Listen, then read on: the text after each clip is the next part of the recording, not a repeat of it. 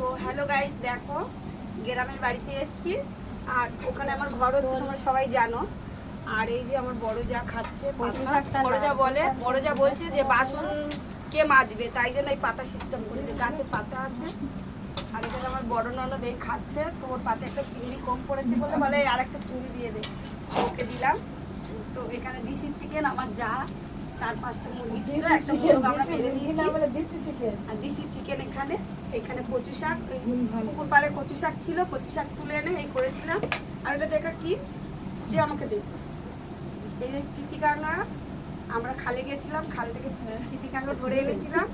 আর ওই আমাদের চালে পুঁই শাক হয়েছিল, পুঁই শাক দিয়ে চিতিকাঙ্গাটা বানিয়েছি। তো মেনুগুলো দেখে নাও, মেনুগুলো। আর ওখানে দেখো আমার ভাসুরজি খাচ্ছে, ও কতগুলো চিকেন চারদিকে ছড়িয়ে রেখেছে, পারবে না। সে যে বউ দেখো ওখানে ভাবছে যে ননদেরা কি খাচ্ছে, বুঝতেই পারছো। তো এখানে আমি খাওয়া শুরু করছি, কচু শাকটা খেয়ে দিয়ে তোমাদেরকে বলছি কেমন হচ্ছে।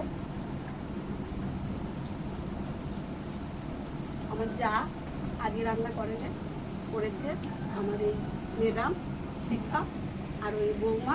আমি একটু নাড়াচাড়া করে দিচ্ছি। টাটা টাটা, তোমরা কে কে খাবে চলে আসো।